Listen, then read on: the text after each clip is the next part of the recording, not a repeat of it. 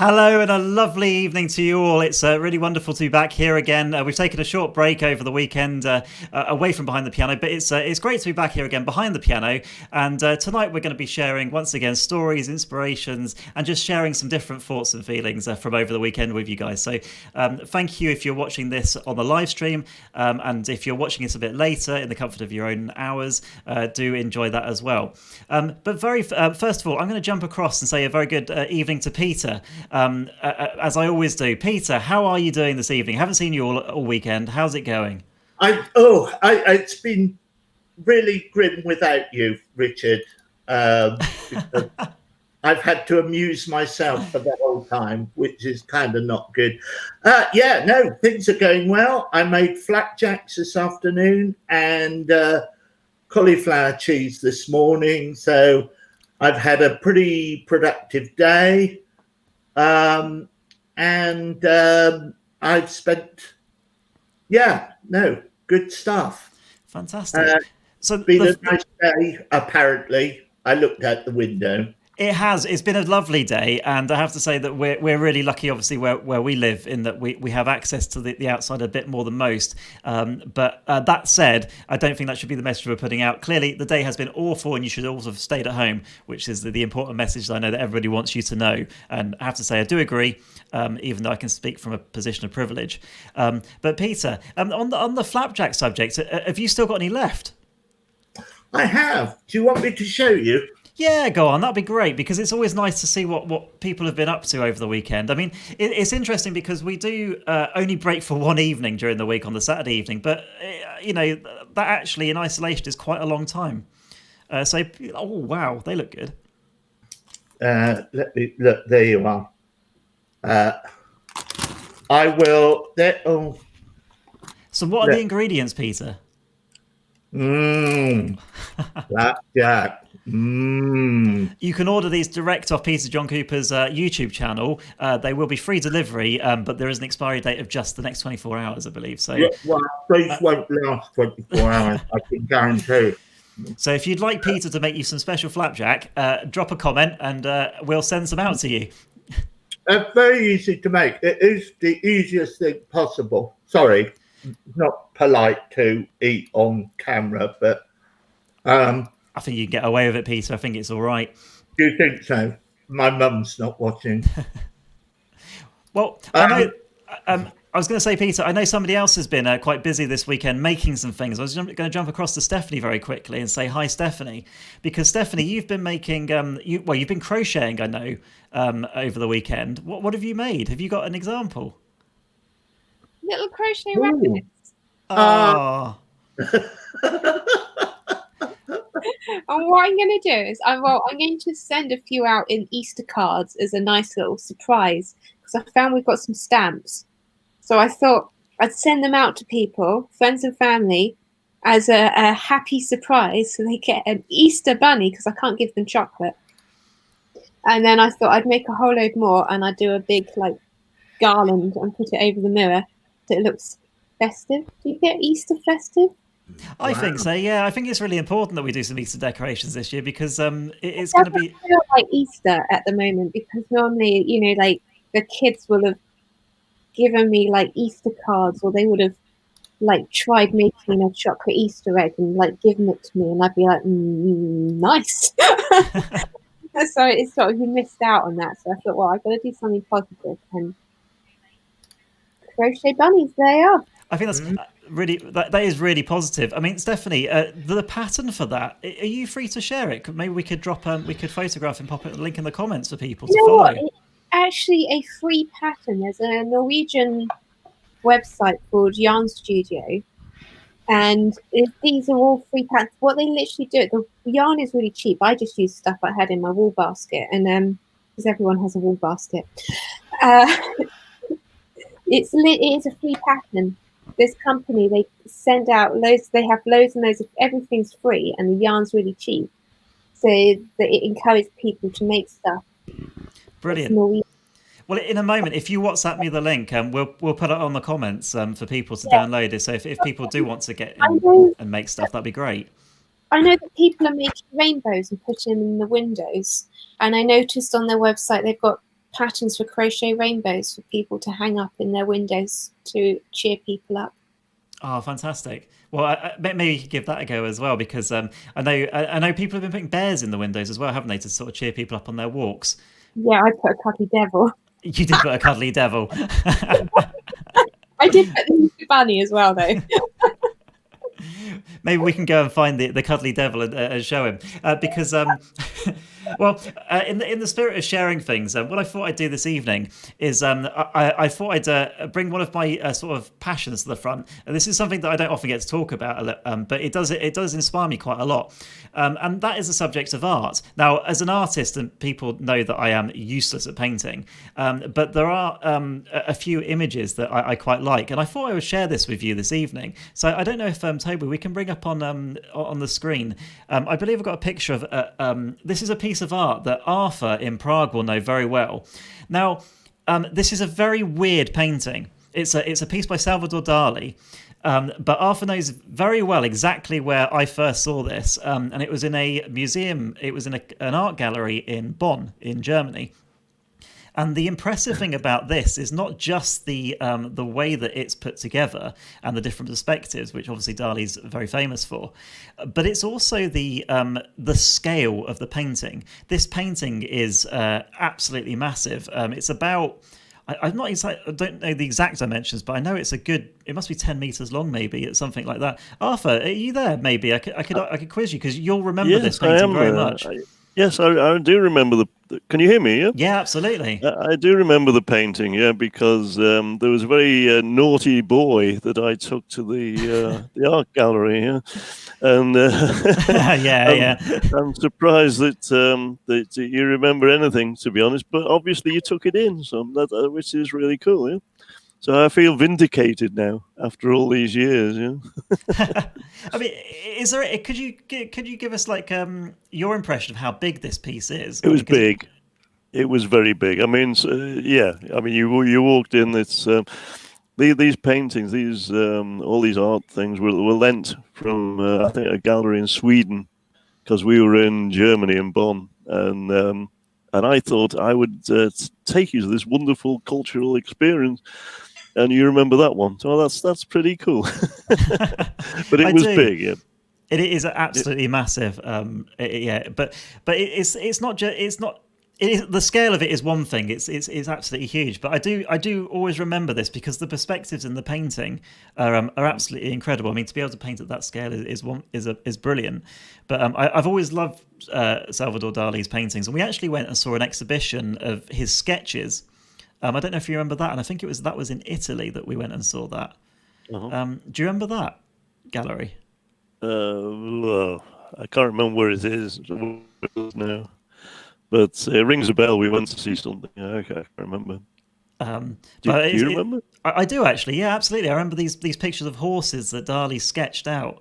And you can clearly see his development process of how he was playing with these perspectives and really pulling them apart. And I think it's wonderful, really, because I mean the figure of the man in the middle of that William Tell picture is very well done, and then he's just stretched certain bits out. So you remember the name of them? Oh, sorry, I couldn't quite catch that. So you remember the name of the painting? Yeah, absolutely. Well, it's actually written in the picture itself, which is quite clever. But it is the I can't remember what the beginning bit is, but it's definitely the story of William Tell. Mm-hmm. Which I really enjoyed, and I like that. It's quite striking, this picture. I've got another picture which might be a bit more. That's for a bit later. This picture here, because what I'm interested in, particularly when it comes to art, is the way that shapes move, and this influences me a lot in music, and it fascinates me. And we've had many a discussion about this, particularly sort of over the times at Conical Sphere. But this picture I love, because on the face of it, for some people it might not look like very much at all. I don't know, Arthur, what your thoughts are on this painting. Well, it's quite small for me to see, but I mean, what kind of thoughts am I supposed to have, Richard? Give me a clue. Well, this is a fair point, and I find this is what a lot of people say is they're not too sure what they're meant to see in it. But this picture is. Well, it's hard to actually see it, to be honest. If you because enlarge it's your only screen quite share, you'll be small on fine. my- You'll be able to see that. But if you look in, it's actually taken. It's featured in a book by Andrew Marr, and Andrew Marr talks a lot about the storytelling behind paintings and the difference between what makes a great painting and what makes a less successful painting. And for me, this is great because we've talked at length behind the scenes here at Behind the Piano about storytelling and what storytelling is all about. And Peter, I can probably jump across to you because I know this is your big thing, really, storytelling. And we've had lots of discussions about this, haven't we, Peter? Yeah. I think storytelling. You are so lucky. You are so lucky because this week I'm actually coming to the end of my 10-minute tales, which I'm sure you've seen all of them, which are basically me trying to understand what storytelling is about. But this last one, I'm so pleased with it. I've written the story of stories. So you'll be able to understand everything there is to know about stories when you watch the last one, which we'll preview on Friday. But I think storytelling is such a basic human thing. I think it came before language, even before civilization, the ability for one person to tell a story to another person. How it came before language is important, I think, sort of demonstrates what it's about. Anyway, so I think and art like that is absolutely part of the story of storytelling. It's following a trail through the painting, but following whichever way you want to go. And I kind of, that painting you put out, I couldn't see it very clearly, but I could see there was a definite artistic story. The artist definitely went on a journey with that picture. Definitely. And the thing that Andrew Marr talks about, which I kind of really resonates with me, is the fact that the story of the painting then has to live on once the painting is created. That's one of the things I enjoyed most about your Swim With Me thing last week, Peter, was the fact that it told a little story. There was a little story within that, and that was really wonderful. And it's also when we do things like playing the piano and putting the visuals with the piano, that's what I like the most about that, because it's about sort of conveying that story to people. So when I look at this painting here, for me, it's not just a painting. There are these depths, and it's all in 3D, which I find fascinating. And the shapes speak in different layers and different colours to me in that, and that's really interesting. What I'd like to do is to do a bit more about this, and maybe one evening, maybe over the next coming weeks, we'll have plenty of time, and maybe I'll do a piece about improvisation and shapes. And how that works together. So that's something we'll put in the pipeline. Maybe I'll try that one evening with us and share. Brilliant idea. But especially on sort of images, Stephanie also volunteered a painting through, and I think I can bring that up here as well. So Stephanie, I can bring you on now. What was it about the painting that you shared? Let's see if I can bring it up on the screen. I'll just pull that down. Because this is by an artist that is your particular favourite, I believe. Yeah, it's by a local Dorset artist called Nicholas Healy Hutchinson. And I've been a big fan of his for years. In fact, he was the guy, he's the guy's paintings that we went to see in the Portland Gallery where they gave me the price list. Like I had an extra 100,000 to spend on art.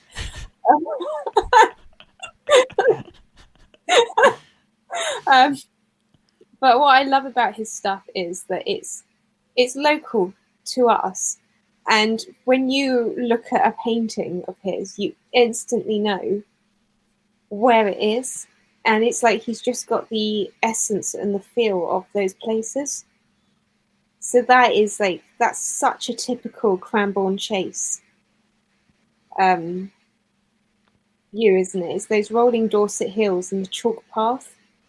And he even gets the wildflowers that grow on chalk. You can see them in there. So you know he's there. He's been there painting them. Absolutely. And he has a particular style as well, doesn't he, Nicholas Healy Hutchinson, which is... It's a slightly different to my taste, because I love the real abstract stuff that you can really read into, and this is a bit of a. But I do like the abstract stuff, and I've been around lots of exhibitions because I went to Dartington. I mean, I know abstract, but there's something about sometimes just, especially when you can't get to somewhere, to see a beautiful painting of it makes you feel happier. It just lifts your spirits. I agree. I think there's something really powerful, and I think as we go over the coming weeks, I'm going to try and share more images and pictures that we find that we like, because I think it's really powerful to share that. And you're absolutely right. You can really see in that picture where Nicholas has been in that, and you feel like you feel like you're there, and you're walking down that road. It's almost like you can smell. Oh, I don't know if you've noticed ever that chalk smells so different to heathland or peatland. There's different earths have different smells, and the chalk has a certain smell, especially in the summer. And you can tell where you are depending on the flowers and the smell of the earth. Absolutely. So that's definitely something that I'm going to encourage certainly the members of our group, our friends and the people that are collaborating on this project, to come forward and share. And if you've got any pictures that kind of resonate with you, maybe you've created or that you just really like, feel free to drop us a line with a link to them, drop us a comment, and get in touch, because we'd love to see what inspires you, because I have no doubt it will be different for you guys than for us. And it would be really lovely to see what inspires you and kind of keeps you going really through art, because I think there's certainly something very powerful about the image. Now, just before you go, absolutely, Richard, no, come back to Peter. Peter's obviously got that picture. That I grew up on those chalk uplands, not on Cranbourne Chase, and I have an image which has haunted me all my life, and it's almost exactly like that. And I wrote a poem about it some years ago, and I'm going to read you the poem. Fantastic. So, talk amongst yourselves if you want to, but I thought it was too good. Can you put the picture up? Absolutely. Poem. Can you? Okay. It's called Lane. When I was quite young, I remember dreaming of a dusty lane, closed in by high banks and hedges, curving out of sight before me. The scent of honeysuckle fills the air, dog roses smother the bushes, and tiny, sharp strawberries glow among the leaves at the hedge bottom. The flints of the track are worn and smooth, and dust is soft and fills the light. I used to wake feeling anxious about what was round the corner, the melancholy that all this would pass when I turned the lane end. Now I dream of a dusty lane closed in by high hawthorn hedges, curving out of sight before me. Now I know what is round the lane end. And the reality is that all this will still be here when I have turned the corner and am gone. Okay. Fantastic. Thank you very much, Peter. One of the things I was going to ask you to do more in the coming weeks was to do more poetry, and I'm really glad that inspired you, because that's exactly what we're doing here. We're sharing thoughts and stories across, and for you to then come back and share that back is brilliant. I mean, that was so nice. Stephanie put up exactly the image that coincided with that poem. So that was kind of shame. Thank Brilliant. you. No, not at all. Well, what we're going to do now then, talking of images, is that we're going to revisit a bit of a game that we had last week when we started off. And I've been running around my house trying to find some interesting little specimens, I think is the best word to call them.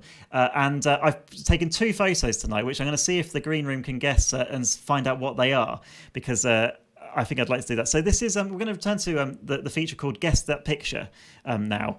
So here we are. Here we go. I think we can have a little intro for this feature.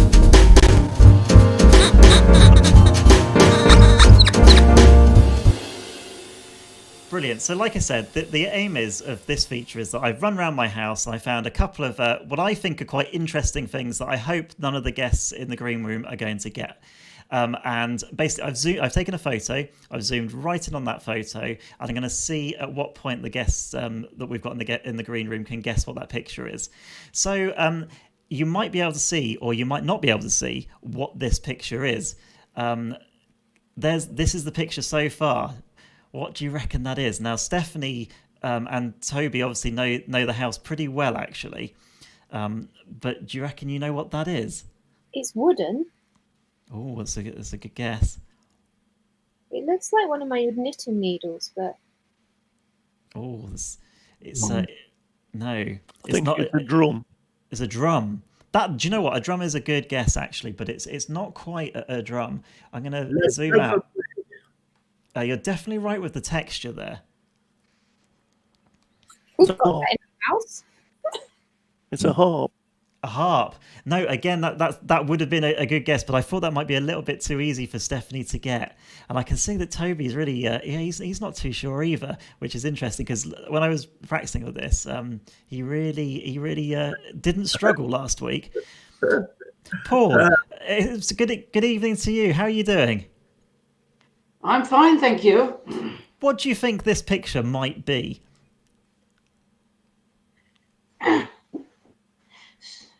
Might be looking like a stool or something. Oh, that's another good guess. You're definitely in the right direction with wood. I could say think a little bit smaller, and I'm going to zoom out of the picture and see if you can get it. I'm trying to work out what I'm the going to back... zoom out a couple of. Oh, now that should give it away, and I reckon Stephanie might be able to get that. Oh, it's your funny thing that you put your glasses on. The glasses nose. It is the glasses nose, which In the wrong place. It's got the sofa. It's on the sofa. That's ridiculous. No, it's ridiculous, isn't it? Which is why I chose it. Brilliant. So the glasses nose was the giveaway. So we can go on to round 2, I believe now, and that's the William Tell again. That's that picture, and let's see if I can find the other picture that we've got. Bear with me 2 seconds. Oh dear, seem to have lost the picture. You can have it so well prepped, can't you? And it just disappears. Let's have a quick look around on my. So there we are. There's the picture. Brilliant. There we go. So round 2 then. We've got it. Now what is that? What do you think that could be? It's the same thing. Loaf of bread. A loaf of bread? No. I'll zoom out because it's quite difficult to start with. There we go. What do you think that is? Again, Toby looks confused, which is great because it's pretty hard. Well, if Toby can't get it, what's the hope for the rest? Well, you never know. You never know, you see. He's got more education than all the rest of us put together. Yeah, that's true, actually. I mean, the thing is, it's a bit like 20 questions. So I'd encourage the green room maybe to ask a few questions to find out a little bit more, because obviously I could tell you a few. Is it in the kitchen? Do you know what? It's not in the kitchen. That's good because it doesn't look too clean. In the bathroom. It's not in the bathroom. I'll give you a clue. It's in the bedroom. Bloody Ooh. hell. Oh, Sat in the bedroom. Where is it? Oh, is it my fairy house? Oh, no, it's not. That would have been a very good guess. I'm sat in the bedroom. I'm like, what is it? What is Let's it? zoom out a little bit more and see if that helps it. Anyway, that might give it away to the keen eye. Yeah. Is it? What is that? It's a thing. And it's brilliant because I know Stephanie's actually sat in the bedroom and she still can't get it, which is I'm quite impressed by this. It's not the random hippopotamus. Oh, it is the random hippopotamus. So if I zoom out, there's the random hippopotamus. We've got a small wooden hippopotamus. It's bright orange in real life. It is. The colour tone's a bit off, but that's the real life hippopotamus. So that concludes our 2 rounds of Guess the Picture. I thought that would. A bit cheated this week because I don't think there was any way we could have known either of those. No, but the fun is in the finding out, Peter. I think. So that concludes our feature Guess the Picture for this weekend. We could probably hear our nice little feature trailer there again. You might be able to see that.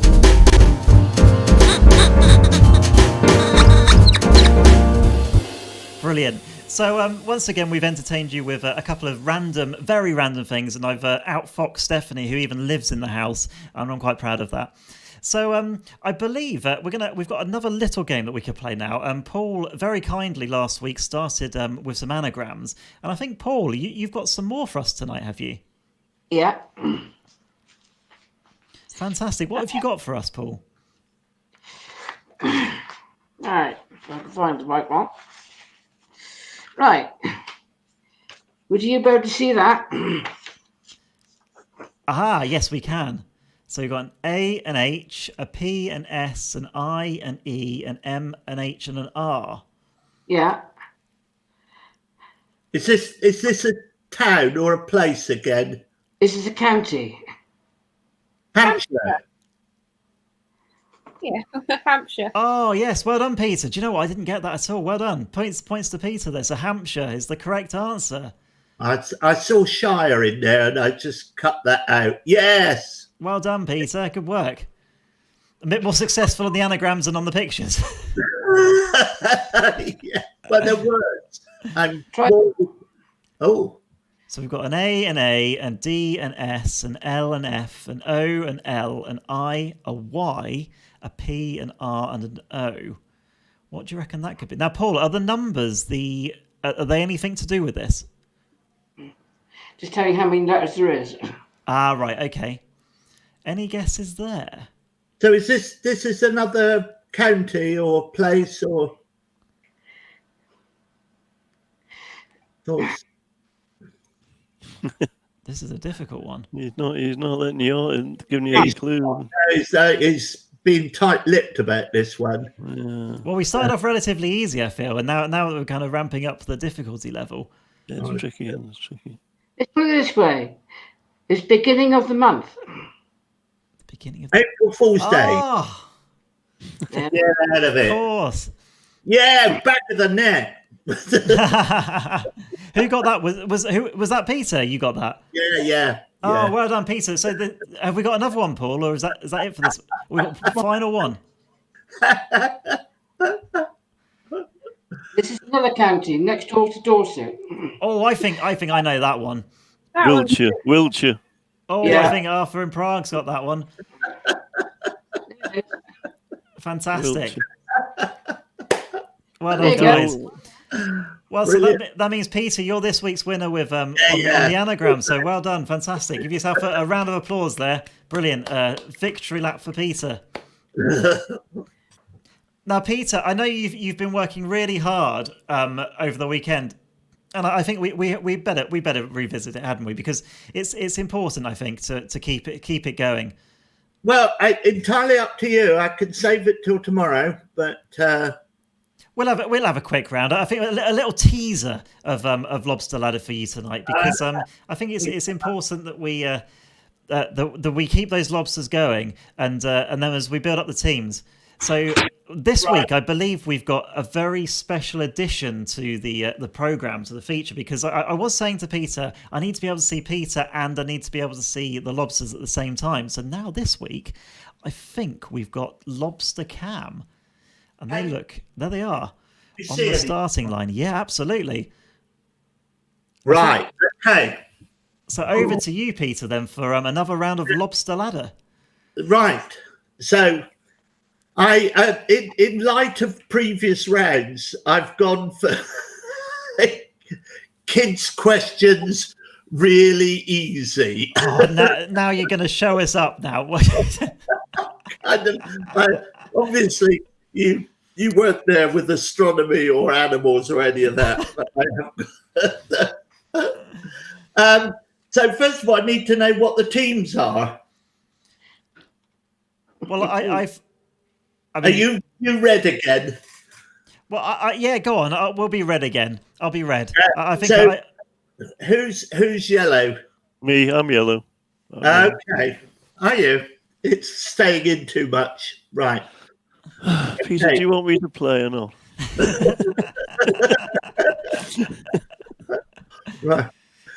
Okay, stand by. Lobster Ladder, first question. I'm just moving this across the screen. So, what sort of creature, it's another animal one, I'm afraid. What sort of creature is a dingo?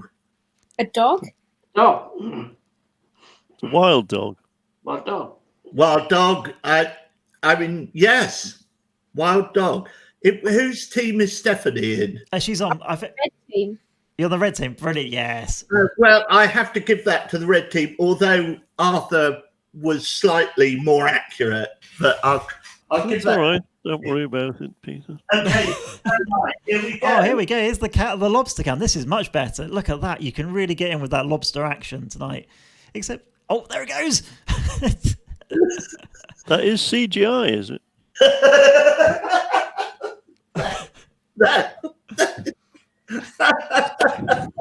It looks as good as, doesn't it? Peter, certainly does, yeah. have you got a Scalextric set in the background? Because that looks really cool. I have got a Scalextric in this background. So. But you're not meant to be looking at that. Right, question 2. In which country is the Taj Mahal? India. Oh, he's got it. I need to. Oh, that was definitely Arthur there at the time. So it's the yellow team. Yeah, it's because I'm nearer, you know. This is brilliant. I mean, we've got. Yeah. It's really added a whole extra dimension to the lobster. Oh, there it goes. Did you see that? It moved. Wow. That's almost stop animation with the internet lag Wow. tonight. Wow. There they are. Brilliant. Right. Who was the first man to walk on the moon? Neil Armstrong. Oh no, it wasn't. Was it? Yes, Yeah, It of course was. it was. Neil Armstrong. Yeah, but he took Yeah. the answer back, yeah? Can you see? Let's. There it goes. Look at it go. Oh, that's a proper scurry. It's a good job it's not a crab though, because if it was a crab, it would go from left to right, and you'd have to it'd be in the Scalextrics by now.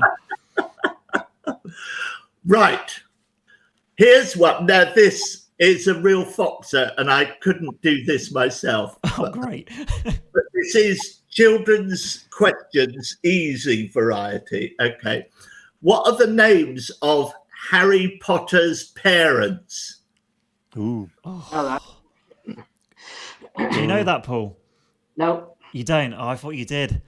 I No. should know because I've watched all the films, but I Oh. can't remember. Well, I should know as well, but it's paining me to. It's been a long time. I've never seen it or read the book, so I can't answer that. well, Well, maybe that's Right. what I lockdown know- should do it. Sorry, Stephanie. I never read the books. Pass. Well, apparently, I It's, couldn't. it's going to be really obvious, and I will know this when you tell me, Peter, but I don't know now. Okay. right. Okay. They are, I mean, I don't know this myself, but I'm kind of, they are James and Lily. Of course they are. No, Right. I remember that.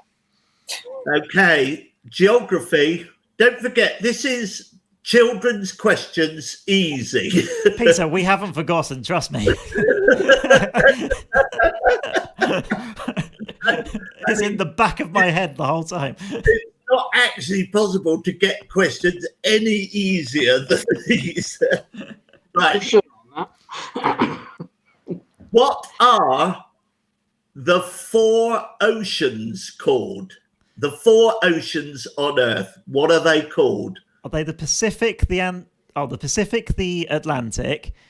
Is it the Indian Ocean and Yeah. the Arctic, the Antarctic? Yes! Yes! Oh, the man, he has scored. He has scored. That's the.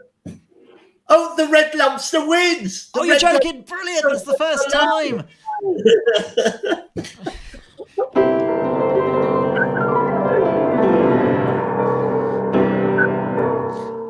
I'm so happy about that because I was really worried about that red lobster. If he got too far behind, I just worried he'd just give up and that would be it. We'd never get him out from the back. No, look at him. There he is in the pits. It's water. I can't believe how much effort that took. I mean, their feature films have been made with less effort than that. Right. Anyway, there we go. Thank you very much. That's Lobster Ladder. Brilliant. Fantastic, Peter. Thank you very much. I really enjoyed that. And it's nice to see you taking a share of the technical burden on to this show.